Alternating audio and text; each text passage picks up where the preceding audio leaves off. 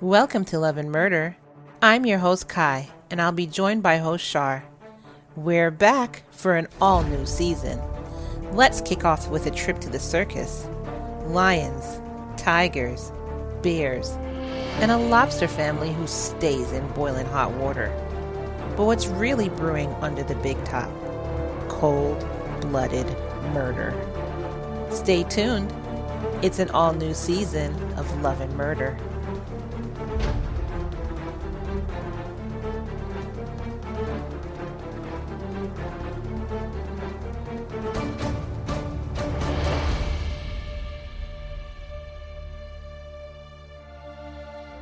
Good evening, everyone. Welcome back. Welcome to season 2 of Love and Murder. Now, we haven't been on air for 3 weeks. Can y'all believe that? 3 weeks. And that's a long time. Missed you guys. Yeah. I hope sincerely that y'all have been staying out of trouble. Like, seriously, I hope you've been staying out of trouble and not like flipping cars and tables over because we haven't been on air and reminding you not to do that. But we're back. Yeah. So you can stop now. We're back. Well, we were hoping that they were anticipating like what the heck is going on with, the LMN girls. So yeah, we're back, guys. Yeah. We're here. Yeah. We're here. So the reason why, first of all, we've been gone for 3 weeks is, the end of December, it was fine. We took the last day off. But then start of January, I got COVID. So I've been sick this whole time. Oh, so sad. So, oh my gosh.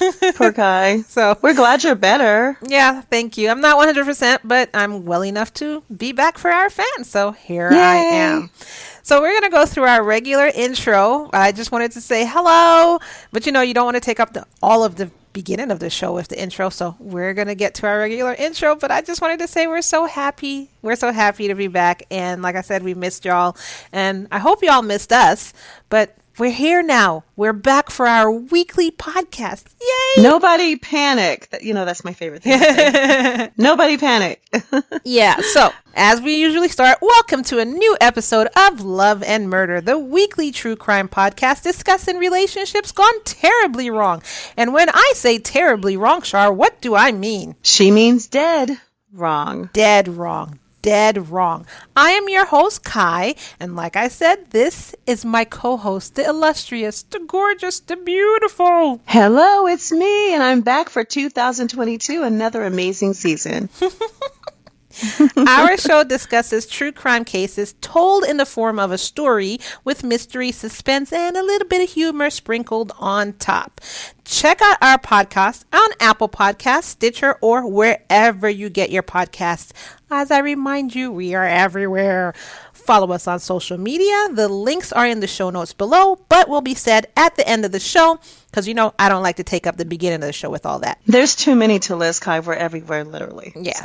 If you want to be part of our L&M exclusive community, then come on and join us at Patreon at patreon.com/Love and Murder. When you join, you will get commercial-free episodes of Love and Murder, so of what you're listening to right now, but without the commercials. You'll also get bonus episodes every 2 weeks of Crazy Crime, Florida Crime, Behind the Scenes, Relationship Advice, and so much more. Like if you go on there now, I'll tell you at the end of the show what you could find on there right now and what's coming up. But you do get all of this right now for only $3 a month. And that's a crazy wow, low that's price. Amazing. Yeah. So go on over to our Patreon, patreon.com/Love and Murder, and join our exclusive L&M community over there.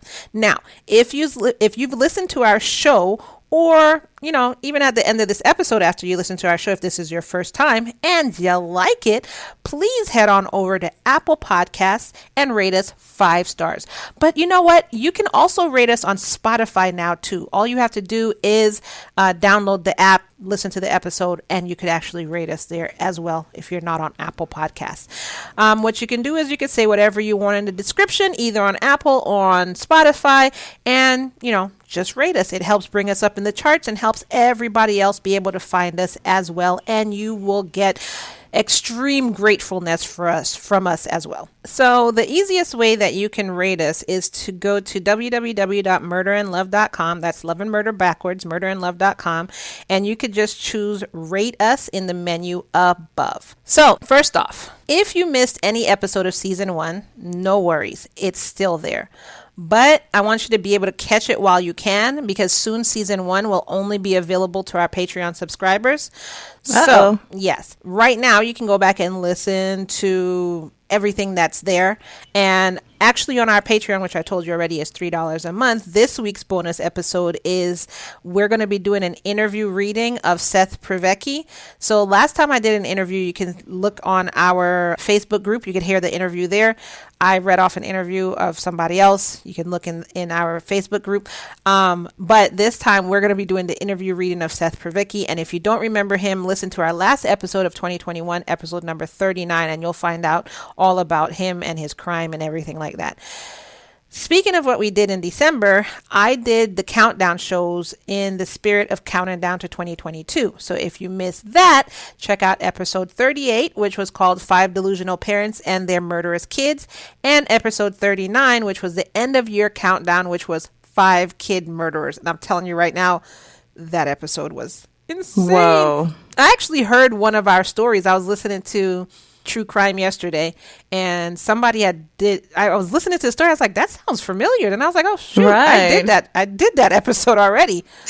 Wow, it was really weird. So anyways, tonight we are talking about the case of Grady Stiles, also known as Lobster Boy. So I know everybody's like, Lobster Boy. Yeah, you'll find out why. So Grady Franklin Stiles Jr. was born on June 26, 1937 in Pittsburgh, PA. So basically not that far. Pittsburgh is like 3 hours, I think, from Philadelphia. Yeah, I lived there for quite a while, twice. So yeah, it's about 3.5 hours. Mm-hmm. Okay, so he was the 4th child of Grady F. Stiles Sr. and Edna Mode. Have you watched The Incredibles? I can't say Edna regular now because of Edna Mode from The Incredibles. You're older than me, so maybe you haven't watched it. Well, hello. Of course well, that's not necessarily true because my grandkids could watch it, and they have, but I haven't paid attention to that extent. Because that's a reason, that, grandkids can watch it. But I don't know. So, I mean, how do we know if you're saying it right? So leave a comment below, guys, on this particular episode and let Ky know if she's pronouncing that exactly I'm pronouncing it right. It's just I can't say just Edna. It's not the same thing. I have to say Edna. But anyways. Well, for me, that's bringing a laugh over here. So I don't know if it's funny. Okay. He was born with a genetic condition. Now I'm going to try it. Now this, I don't know if I'm saying right, but it was called ectrodotyly.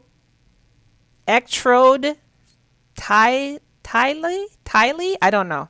Because it has a ECTRODCTYLY. I don't know how to pronounce that. And y'all know me, I'm not going to look it up before the show like any rational person would. They would actually look up the pronunciation. No, y'all are just going to go through this with me on the show, on air. We used to look it up during the show. So it just depends on the mood. All right, so let's look it up. Google, how do you pronounce ECTRODC? See, it's the DC that's killing me. I'm like, what? DCTYLY. Yeah, let's see. All right. You can't interrupt Google, Ky. Just interrupt it. It doesn't have the pronunciation. It tells you what it is, but it doesn't have the pronunciation. No, see, okay, so if you try to pronounce it the way you believe it to be, hey, Google, and then say that, they would be able to catch that, because you probably got most of it right. You know what I mean? But I'm laughing because you were interrupting. How do you pronounce ectrodictyly? Nope. Okay, so there you have it, listeners. She sucks with this one. Okay, we have no clue how to pronounce this word, but we tried. We're going down in flames on this one, Ky. Yeah, so we're gonna call it that. So we're gonna call it ectro. I apologize, Right. whoever has this. I'm not making Yes, fun of you. I'm exactly. Of making your fun of the word condition, because I no. have no idea how to say it. So basically, it's me that's an idiot. So this deformity is when the fingers and toes of the so basically the fingers and toes fuse together in the womb Oh and forms no. hand and their hands and feet Like form to webbed? look like lobster claws. Webbed. No, Oh, I was not gonna say webbed. It looks like not lobster even claws. webbed. So Ah. basically, Grady Jr.'s hands consisted of a thumb and what looked like a long, like one long finger. And Got then, so it. the Yeah, I'm fingers looked picturing a lobster. normal with nails on it and everything. And then he was just missing the middle three fingers and then the hand part. So his hand looked exactly like two long fingers on the opposite end and like a long V in the middle, just like Mr. Krabs from SpongeBob. It looks From like SpongeBob? his Yeah. claws. So that's Now that I basically do know. yeah, so that's basically what it looked like. And Oh, actually, wow. Poor thing. if you go to our Facebook fan page, we'll look up Love and Murder fan page on, you could look it up on Google or Facebook and you'll find it. I'm actually going to have a picture of him where you could see, because it affected his hands and his feet. So, Oh, and my his feet goodness. look similar to his hands. And so, because it affected his feet as well, because he had a severe case of this, it affected his feet as well. It basically affected the way that he walked. I would have never guessed why he got that nickname. But I would have never Yeah, I would in a have million years. I would have thought it was Yeah. something else. So Grady Sr. said that this was something that ran in his side of the family. He's known Oh. people in his family who had this deformity dating back to 1840. So Junior was the sixth generation of this. Oh my gosh, that's So- a family trait. Char, speaking of family trait, heavy question here. This is a heavy question. Uh-oh, dum dum dum. Where's our canned music when we need it, you know? If you knew that by getting with someone, your child will most likely come out with an issue. So say you knew they'd A come out. deformality of sorts. Yeah. Just something. Mhm. Would you still get with this person? No. Well, if I were fertile mortal, no. But if I were beyond childbearing years, for the most part, it wouldn't be any big deal to me. But what you mean is a woman that knows she can actually, have a baby. No, I wouldn't. Okay. So honestly, my answer and honestly is I don't know. I could say like what everyone expects you to say so that you sound like a decent person or whatever, but Yeah. my honest answer is I don't know.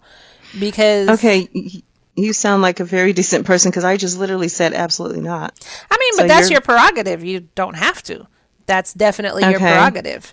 So why are you on the fence then? Because I could really love this guy and then it could be a 50-50 chance the That child it comes won't out like be this deformed. and Yeah. it's not like I would still love my child, but then to me it's like I don't know, there's a lot of thought to go into it because it's like, do you want your child to have like a hard life and have to work extra hard? Because just even like, okay, with being deaf, people don't even think about like during the pandemic. Deaf people can't read your lips with your mask on, so you kind of have to be cognizant of Oh that. my gosh, I never thought of that. I grew up with in that community because my sister-in-law was completely hearing impaired, and her husband and her kids. Well, anyway, in Pittsburgh, as a matter of fact. Here we go with Pittsburgh. But I never ever thought of that, Kai. That's a good point. That's a very valid point. Yeah, and you then cannot like see a what lot do they of do? a lot of hearing people Oh my don't think gosh. past what's going on Yeah. with them. So Exactly. I don't know. I don't know. Like it's like, That do I is want my really- child to grow up with that, or so it would be like a lot of things to think about. But I don't know. So Well, it's- but you have to look at the other side too. It could clearly cause problems in your marriage. I don't that think you it'll wouldn't- cause what- problems in my marriage. Oh yeah. When it Well, if a kid especially comes out especially if deformed- it's on their side. Like, how are you gonna get mad at me and it's on your side? Like, what the hell No, are you no, talking no, about? no. That's not what I mean. No, Kai. Okay, so since we're on this subject, I'm just going to give the listeners a little tidbit about me. Yes, I was a model, but when I was born, my mom thinks it's my right foot. My foot was twisted all the way back. I had club foot so severe that the doctor said I would never have a normal life. Can you believe that? So, when my mom woke up, I don't know, like my foot had completely turned back around. But they did that little ink dip thing they used to do back in the day for kids. And so the ink dip showed you, it was turned all the way to the back. But the point is that there are plenty of people that unfortunately they argue over something like that because of the stress that it causes in the relationship, because of the stress that it causes. Like imagine you're trying to be the best parent, and then you just don't know what to do. You don't have all the answers.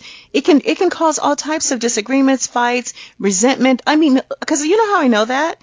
Because I've met other people like me who had the same issue in that particular regard of clubfoot, and they said that their parents didn't even stay together.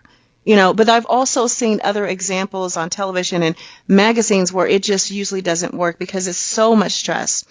So I feel like, why would I want to create more stress? I think it goes back into how strong is your marriage in the first place, because I know people where they did stay together. So it's not because of the child, it's just basically because of the adults. Their marriage wasn't strong in the first place. That's what I think. But anyway. Well, yeah. So. Well, in this case, did his parents, or did he grow up with both of his parents? Yeah. Lobster boy? He did. Okay. So Grady Sr., who actually had the same deformity as Junior, was in a traveling carnival as a sideshow attraction. At 7, Grady Jr. was brought into his father's sideshow act along with his sister, and they toured as the Lobster Family. By this time, Junior was using a wheelchair because of his issues walking, or he would crawl or drag himself around wherever he wanted to go. And because of the way he got around and the fact that he couldn't really use his legs, Grady Jr.'s upper body strength was like really exceptional. Like he, everywhere I read, he was like really strong. Yeah. Mm-hmm. So growing up during the off season of touring, the family lived in Gibsonton, Florida, which is where a lot of other carnival folk lived. And also it was called Showtown, USA. Now, I can't really say I'm surprised this is in Florida. I'm sorry, y'all. I'm really sorry. I was thinking to myself, here we go again. I am really not surprised this is in Florida. Now, unlike the other quote-unquote freak show acts, the Lobster Family didn't allow people to do anything like degrading to them. They didn't allow, people to poke at them or allow the carnival to feature them in any degrading way. They only allowed like the customers of the circus to stare at them curiously, so people would pay to come in and just maybe point and look at them. Really, they didn't allow them to jeer at them, point at them, and stuff like. No, they didn't allow them to treat them badly. So I mentioned this because back then, whenever there was a freak show on the docket at a carnival, they would often be subjected to degradation, like the fat lady, the bearded lady, the guy who always let cannons. You remember the guy who always let cannons get shot into his belly or whatever? You never heard of them? Okay, I don't know about Cannon Guy, but I remember like there was a mermaid lady or a snake lady, and there was, there's so many other variations, but I don't know about Cannon Guy now. Okay. Yeah, no. Cannon Guy was in Ripley's Believe It or Not or something like that. I can't. Okay. Yeah. So anyway, these people didn't get paid a lot, and many of the sideshow quote unquote freaks that I've read about also died, desolate, broke, and alone. But that wasn't the case for the Stiles family. They did pretty well, making anywhere between $50,000 to $80,000 per season. And that was back in the day. So imagine how much money that was. They were like well off. You know what I'm saying? And they didn't have to go through all that degradation and anything. So they had money. So when Grady Jr. got older, growing up in the carny world, he met and married a carnival worker, and her name was Mary Herzog. Well, some reports that I read, they called her Maria Teresa. So it was either Mary Herzog or Maria Teresa or Mary Teresa or Maria Herzog. Like, we can't figure it out. But either way, he married somebody named Mary or a variation of that name. Maria, Mary, one of the two. And she was a young lady who had run away from home to join the circus when she was a teenager. And to me, when I watch like older shows, They seem to do that. Like, that was the whole thing. I'm going to run away Yeah, and join the circus. I'm going to join the circus. Yeah. So, It's like rebellion. That's the biggest rebellion in the 1920s. I don't know. But Ky, I've got to tell you this. I just decided to Google because I wanted to see what, one of the family members looked like. And it's kind of like really kind of scary, honestly. This is the picture of. I don't think it's scary, but I'm going to put it. You don't I'm think going it's to put scary? the picture I do. in our Facebook fan group. So, yeah, I think it's. Let our fans decide. But honestly, this kind of. It's a little, that didn't actually, see, you can take things that are very unusual and gruesome too. That's never bothered you, but, and me usually, but that wasn't like really for you. You didn't go at all? No. No? No. Oh my God. I can't. Okay. Carry on. Mary. Okay. Oh my God. It was just interesting. So. I can't. Anyway, unlike the Stiles family, she wasn't part of the circus act. She was a staff member who traveled with the circus to help set up, sold tickets, etc., etc., etc. Grady Jr. and Mary ended up having 2 kids, and the Grady family trait was passed down to one of their children. Of course. My God, that's a strong gene. I mean, yeah, it's been seven generations now. Wow. Okay. Yeah. So, of course, Grady Jr. did as his father had and capitalized on this by including his child in his act.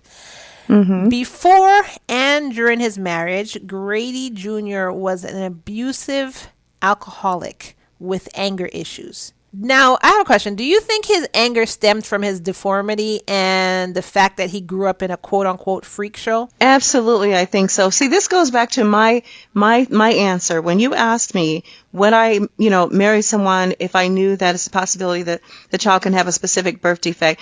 See, had they not, well, wait a minute, that's not their fault. Maybe originally starting from the beginning, maybe the couple, the parents, didn't realize that. Well, they knew.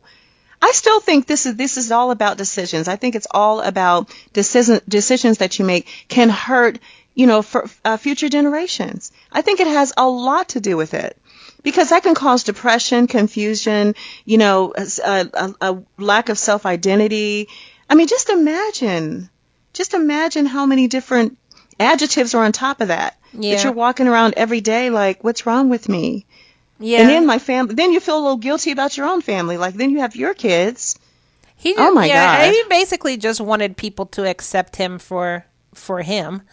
But either way, that's no excuse to abuse your family. Mm. No, I know, but back then it wasn't like they necessarily had counselors, just, waiting around on the hotline. You really didn't have a way to probably just understand and talk about it. It's just what it was for their family, Wow. I hear that, but I'm still like, I don't even know. It takes common sense not to be an abuser. Like, that's it. But we don't know if his parents didn't do that. Like, they weren't. I didn't see any reports that his father was abusive, his mother was abusive. I didn't see any reports. He just had an asshole of it's a just temper, his thing. So, yeah. And as he's abusive, remember how strong I told you this guy is. So Mm-hmm. So I'm just like, why waste your time hurting the people you love? You could have just, I don't know, channeled that into doing something with the carnival or something. I don't know. You could have channeled that in another way and not hurting the family. And this is going to sound terrible, but I have to say it. Somebody married you, and not a lot of people would do that because they'd be like, "Oh, look at his hands." Oh, like how Char was like, A lot of people would be like that, but somebody saw past that and they married you, and I gave you a chance, and you beat her ass. Like that doesn't even make sense. But isn't he the one that was in the wheelchair? Yeah, he's in a wheelchair. No, it's him. So how much harm do you do in a wheelchair though? But remember, he still can move around. He can still crawl around, and he's strong enough to do all of that. So he doesn't need the wheelchair. Well, you know where that upper strength came from when you were in a wheelchair for a while. That's all you can do is get your arms stronger, I don't know. My thing is, I just don't understand abusive people. So no, anyway, you're right. After that's some really time, what it's about. After some Yeah. time, he got tired of his family and he threw his wife and kids out of the house and went on with his life. Oh, great. What an asshole. Oh, God. Yeah. A while later, he married another woman named Barbara Browning. And I just want to know, how is he getting all of these women? Like, oh my God. Maybe they just like lobster. I mean, you could take a woman on a date and impress her with a good lobster. You do know that. What in the hell are you talking about? That was a very distasteful joke. I'm sorry. Good Lord. During this time in 1978, his and Mary's daughter, whose name was Donna, was about to get married herself. However, as many fathers, Grady Jr. didn't like his soon-to-be son-in-law. So, like many fathers, on the night before the daughter's wedding, so I guess the night before the daughter was to be married, he asked her fiance to come on over to the house to have a son-in-law, father-in-law type chat. So, of course, the guy ran on over, hoping to get his father-in-law, his soon-to-be father-in-law, to love him in order to make his marriage easier. Because, if you get along with her parents, then... Oh, yeah. You're in good. So, he ran on over there, and when he got there, Grady Jr. did what most fathers do not do. He grabbed a shotgun and blew the fiancé away right then and there, right in front of Donna. No way. Yes, way. I was not prepared for that. You could have given me a signal or something. Nope. Oh, While she wow. cried and held her love in her hands, her father looked down at her and said, "I told you I'd kill him," and smiled down at her. I'm not you and sure. That hillbilly accent just came back. But I'm not 100% sure, but I'm pretty sure that the smile he gave her wasn't a loving smile. I just, And I'm saying it's safe to say that Dad did not approve. He did not. Good Lord, but don't approve. Just don't shoot the guy. Like, just be like, I don't approve. Just like, get out. That would have been, hey, that would suffice. Okay, we're leaving, Dad. Yeah, no, right? Don't bring him over. I don't want you to marry him. Don't let the door hit you. Like, yeah. Don't let the door hit you on the way out. But don't shoot the guy. Good Lord. Don't shoot him and kill him. Kill him dead. But anyway, Donna freaked out and called the cops. Grady Jr. was arrested and he went to trial. And did the opposite of what most people in our cases do. He pled guilty to guilty. Yes, he did. You already knew. He pled guilty to third-degree murder. Like that was an easy setup because they always plead the opposite. Always. In our cases. Oh my God. Yeah. Like, did you do it? I plead not guilty. Like, dude, this is you on video, not, isn't Honor. it? This is you on video showing your license, smiling. Right. It's a clear video. You actually have a sign up with your name. You're pointing to yourself. Yeah. It wasn't me, Your Honor. You pointed to yourself and then you pointed to the crime. Like, no, sir, I'm not guilty. Okay. So he literally said, "The heck with this trial, just take me on." He was take like, me down. "Look, I don't give a frick. I don't care. I'm from Pittsburgh." Oh wait, he shouldn't have a country accent. He's from wait a Pittsburgh. minute. No, wait. I know because I think I lived in Pittsburgh. It's Did too he talk late. that way? It's too late now. He has a country accent. I'm sorry. It's too late. We've just decided. Sorry, listeners, Pittsburgh. It's too late. Yeah, sorry. So, while on trial and during pleading and during sentencing, people in the courthouse said he showed absolutely no remorse about what he did. He was like, "I did it. I don't care. I'd do it again. If he came to me right now and asked me for my daughter's hand in marriage, I'd blow his head off again. I don't care." Like, just kill him dead. He just didn't care. So, anyways, the only problem here was, at that time, there was no prison or institution in PA that could handle an inmate with, let's just call it ectro. So they couldn't handle him because he had ectro, but wait, there's more. He also had cirrhosis of the liver because, all that drinking. He developed cirrhosis because he was pretty much an alcoholic by this time. And if you hold on, I'll give you more for just $19.95. He also had emphysema from years and years of smoking 60 Pall Mall cigarettes a day. Did you hear how much? And that was the days before filters, Ky. Cigarettes. There's no filters back then. How many cigarettes is in a pack of smokes? Like 24 or something? I don't know. I think there's more than that, though. Google. Well, there's not 60. Okay, Google that. How many cigarettes is in a pack of cigarettes? I guess that's how you say it, huh? Yeah. I guess because it's not searching. How many cigarettes in a pack?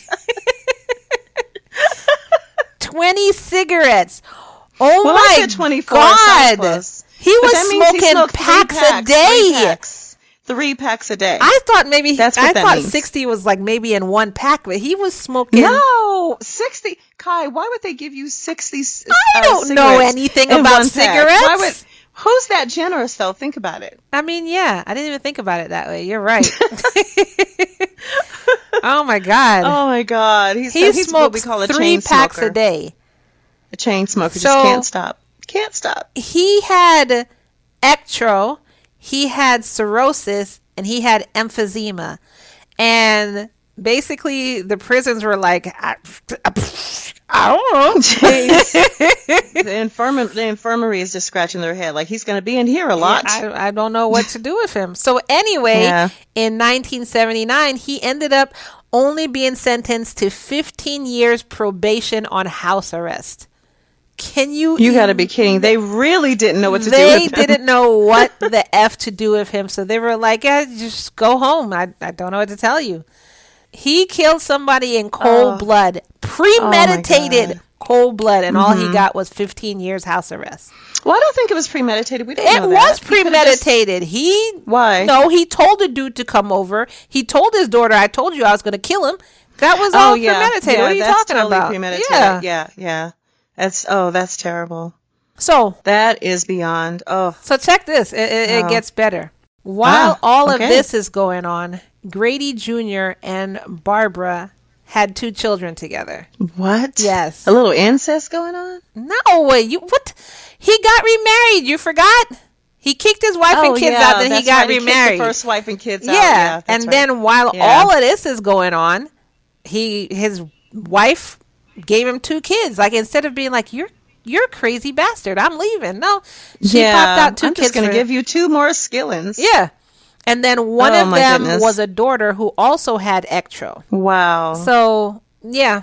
So during this marriage to Barbara, he is Grady Jr., he subjected his family to abuse and his drunken rampages. He didn't change at all. And he was like, why should I? They didn't put me in jail, did they, Barbara Jean?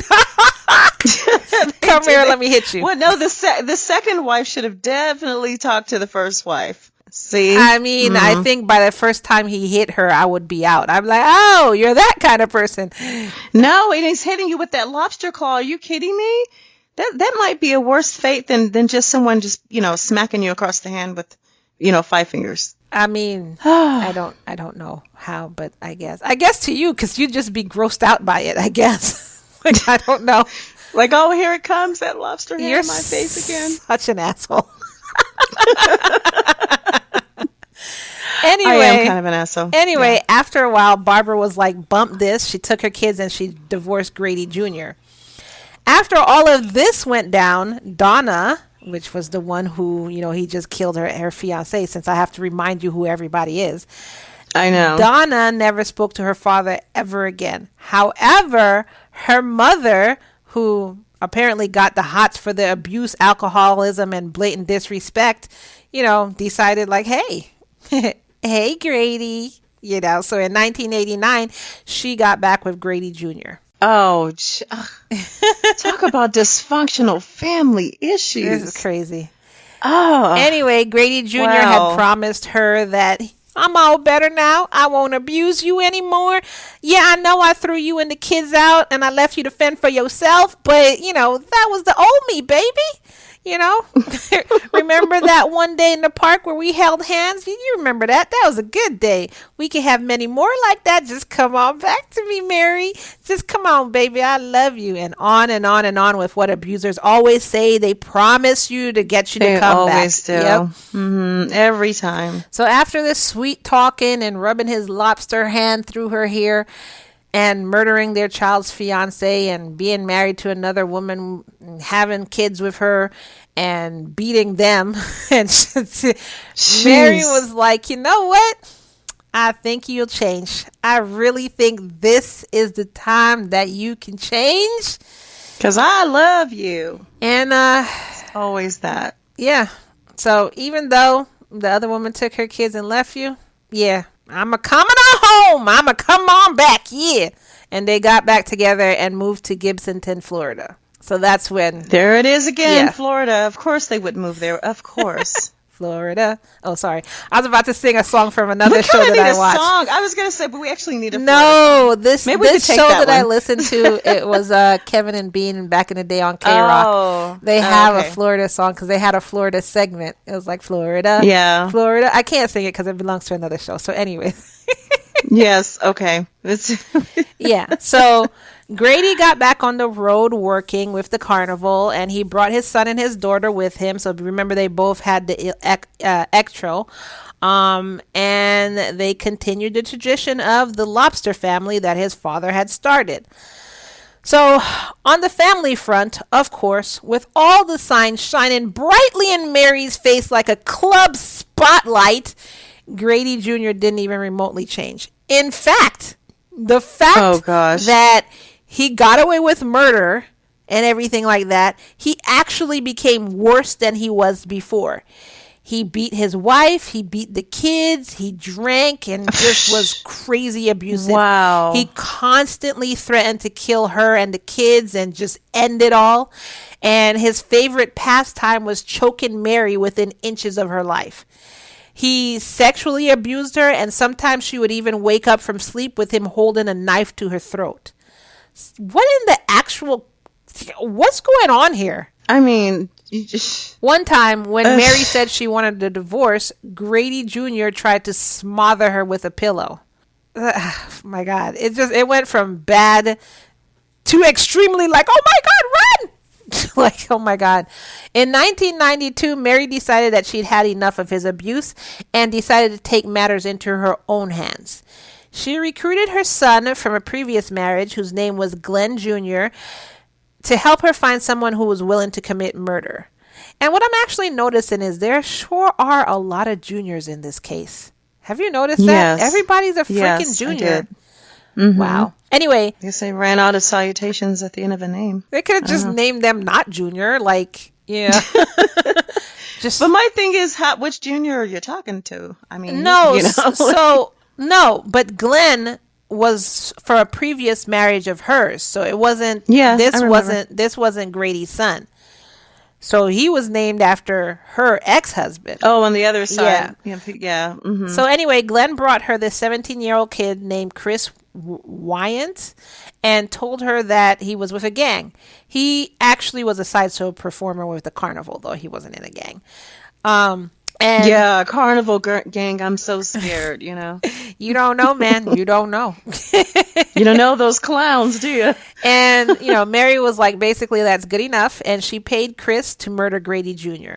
Now, there are conflicting reports as to how much she paid him. Some reports say she paid him $300 and some say she paid him $1,500. Either way, who takes so little cash to commit murder? Now, obviously... I was just going to say, either way, it's practically free when you think about your consequences, Obviously, I'm not saying any amount of money should be taken to commit murder, but I'm just saying that something so, like, egregious for only $300, like... Anyways, but she basically put a hit out on Grady Jr., so that was that. So one day in November, while Grady Jr. was off of work, chilling in his drawers, watching TV, Chris broke into the house and shot him with a .32 Colt automatic in the back of his head twice. Just like that. It was just... I'm laughing, but it's not funny. That kind of runs in the family, though, that shotgun. No, that's not a shotgun. A .32 Colt automatic. Well, I mean, it's not a shotgun, but it's still a gun. That's what I mean. I know what it is. I own guns. And you're saying it but runs in literally. their family, but he's not in their family. He's like their next door neighbor or something. Well, he's close enough. Oh, good Lord. So anyway, it's the gun. During the trial, no one denied that they wanted to kill Grady Jr. Everybody was like, no, we basically, everybody wanted to kill him. Now, if you ask the toddler over there, she wanted to kill him too. No, we all wanted him dead. Yeah, definitely. Yeah. They told the jury of the abuse he put on Mary and the children, and of everything that they went through throughout the years. Quote, my husband was going to kill my family. I believe that from the bottom of my heart. This is what Mary said. This is what she told the jury. Even his favorite daughter, whose name was Kathy, testified against him as well. The jury convicted Chris of second-degree murder and sentenced him to 27 years in prison.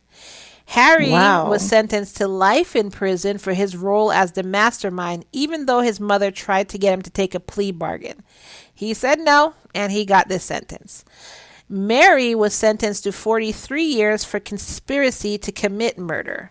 So my question is, though, that's a little backwards. When she gets 43, she got 43. Wait, was this judge drunk or what? She got 43. Her son got life, and the guy who actually committed the murder only got 27. That doesn't even sound, that's weird. I don't know. That doesn't even sound rational, but whatever. Anyways, in February of 1997, Mary began her jail sentence. She's tried to appeal throughout the years, but they've all been unsuccessful. Whew. So let's see. 1997. Where's the calculator here? We're just doing this all on air. 1997 plus 43. She has 43 years. So she gets out in 20.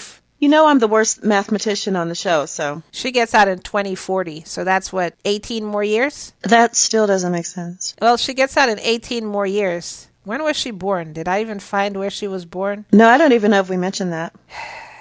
No. They have when he was born. So I could just try and estimate off his birthday, but that might not even be accurate because it's his birthday. He was born in 1937 minus 2040. Wow. Well, he would have been 103. So unless he was she was significantly younger than her, I don't know. So only 10 people showed up to Grady Jr.'s funeral.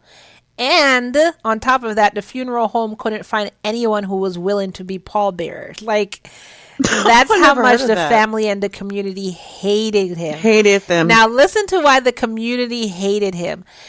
Grady Jr. was verbally and physically abusive to everyone in the community and random strangers. He would constantly just hit them or choke them, and he would also randomly headbutt people when he was angry. No. Can you just imagine this guy? You're just going out to the grocery store, doody, I need some milk, and this guy, this lobster guy, doesn't like how you're parked, so he just jumps out of his wheelchair and starts choking the shit out of you. I mean, because I was imagining I'm standing in line at the electric company to pay my bill. What? And he just looks behind me boom. Oh my God, for no warning, I'm just going to headbutt you. That's crazy. God, Char, I'm sorry, but you are so old. I have never stood in line to pay my electric bill ever in my life. Oh, you're kidding. You never stood in line to pay your electric bill? Seriously? Now that I really think about it, I haven't done that since I was in my early 20s. You are so old. Well, I did it in my early 20s, I remember. But the thing is, now, I guess I'm just so used to doing everything on the internet, I didn't realize how that sounded. That's hilarious. That's why you were I was standing in line to pay my electric bill. I'm like, what the hell are you talking about? The guy's like, I don't know. Well, how does that work? I've never done that. I have never done that. Oh my God. And I'm sorry, listeners. I'm not making fun of y'all. That just came off as really weird to me. And so, all the listeners that were born before 67 or 69 are like, oh yeah, Char, I gotcha, girl. I was there. I did the same thing. Oh my gosh, seriously, that's funny. I guess, it's funny that you said that because it brought up the fact that everything is so different for a while now that when I really just think about it, I haven't done that in this what, decade or longer, you know? Wow. That's crazy. You just do it on your phone, Yeah. right? Yeah. Well, my mom still sends in bills though. Some I of them. mean, You know yeah, how I've sent in like they bills, do but with a I've check never and then stood in send the line bills to in. pay anything before. Like, that's Yes. so bizarre. I mean, I guess it's not bizarre. It's just bizarre to me. No, it is bizarre because we haven't done that in at least maybe 20 years, I think. I don't know. How long has it been? I don't know. But I remember that it was a part of life. I mean, And you're just like standing I'm there like, sure oh, because there was a time I gotta where pay my electric bill. there was a time where Yeah. there weren't credit cards, there wasn't internet, there Okay, wasn't. wait a minute. You're going back to when Grady Stiles was born in the 20s. Okay. I said I lived in Pittsburgh, not in the 1920s. Sorry. So since I've been alive, they've always had credit Like my cards. daughter likes to ask me, was there colored TV when you were a little girl? Oh my God, you're not even that old. That's so funny. No, I'm serious. I'm asking you, were there colored TVs when you were a little girl? I thought your daughter asked you that question. Yeah, she asked me, so I'm asking you though. Oh, absolutely. Yes, there Okay. were. But it wasn't the, what do they call it now? It's a bit different color. It was more Technicolor or vivid. something like that? Yeah, it was probably Technicolor. I'm just kidding because I think Technicolor is probably like the 60s.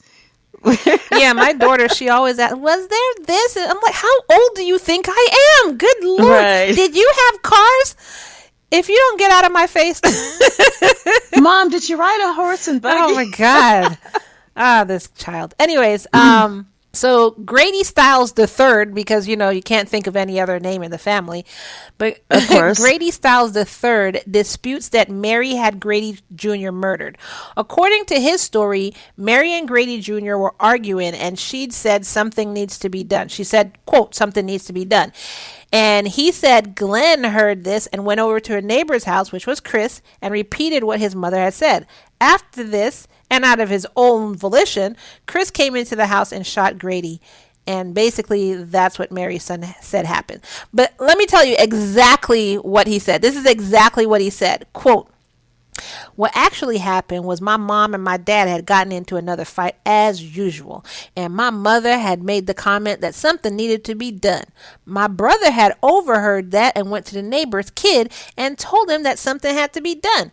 My brother thought that meant scaring him or beating my dad up or something to make him realize that he was going to lose his family. A little while later, my dad was shot. That's what he said. And then Grady the third went on to say, quote, I'm not a fan of my dad as a person. My father was racist and abusive, and when I cried, he was like, I'll give you a reason to cry, end quote. So not only was he abusive and just ran up and just beat random people, but he was also a racist too. I mean, Oh, he's probably also an atheist, I'm sure. just and round a devil worshiper. What? Where are we going with this? Hey, he's anti everything. Okay. Oh, gosh. So Grady the Third also said there was one thing he wished he could tell his father, and that was, quote, thank you for showing me who not to be, and maybe you can appreciate who I became because of that. You were a drunken bastard, but you were my dad. And that, folks, is the story of Lobster Boy Grady Stiles Jr. So what do you think of this case? As a jury member, let me ask you this first. As a jury member, how would you have gone with your verdict for either person? Like, what would you have said for Chris? Would you have said, he has been guilty, or, would you have said he needed a lower sentence, a higher sentence? I really think I would throw the book at all those crazy people. You would have thrown the book at the mother, the brother, and Chris? Maybe not Chris. Maybe I would have gave Chris a break. Just because his name wasn't Junior. Oh, good God. We do not need you on a jury. Good Lord. No, because see, I would be that one juror. I'll be that one juror that won't agree and just, guilty. There's always that one. And everyone else is like, not guilty. Oh my God. Y'all totally need to listen to. I forgot which one it was. I cannot remember which episode it was. It was maybe like 33 or something. I can't remember, but this guy was, I want to say something like that, clearly guilty, and this one person refused. Like everybody, all the rest of the jurors were saying guilty, and this one person was dick and just refuse to say guilty. But I He just wanted to be that guy, that goes down in history. I for can't that. remember. Like, I have to really. go back in my notes and see which episode that was. But yeah. Yeah. Try episode 33 because I think it was Char around. would be that person. Yeah. But yeah, that's me. Char wanted to point out, and I wanted to point out also to everyone that, this is 2022, the beginning of 2022. So we're going to remind you that even though in our show we joke a lot and everything, we're not joking about the person getting killed. We're not joking about abuse of any kind. And we do both. We really abhor anybody who is an abuser, because there's no excuse for it. You shouldn't be abusing your husband. You shouldn't be abusing your wife. You should definitely not be abusing your kids. Your children. Yes. Mm-hmm. So we wanted to give you the number. If there's any domestic violence going on, we want you to give this number a call and get help. Definitely get help. What's that number, Char? Absolutely. 1-800-799-SAFE. That's 1-800-799-SAFE or 7233. And if you're hearing impaired, the TTY number is 1-800-787-3224. So don't wait. I think I don't know. If they're hearing impaired, would they be listening to a podcast? It doesn't make any difference. I'm pretty sure that because there's something called a TDD machine. So they would be reading this podcast off to hearing impaired? It's possible because they're able to, with phone calls, they're able to do that.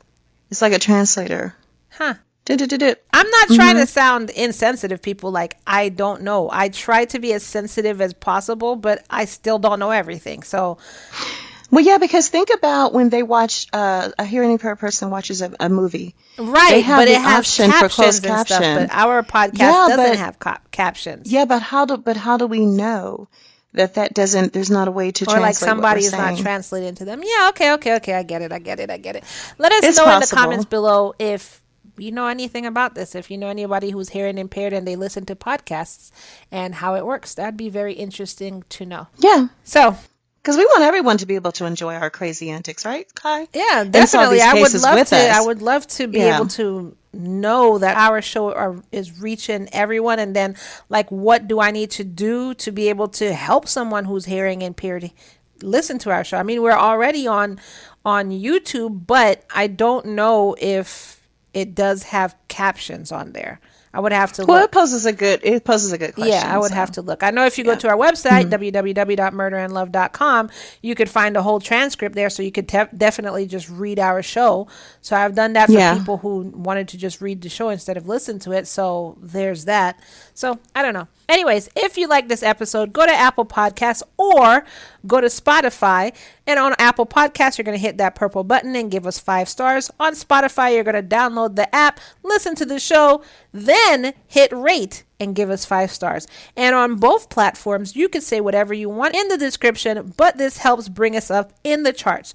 Don't forget to visit us on Patreon and become an exclusive LNM subscriber for crazy bonus episodes. You'll hear our behind the scenes. Right now, there's a behind the scenes on there from December. I was trying to say this last name. You will hear the amount of times I went through trying to say this last name.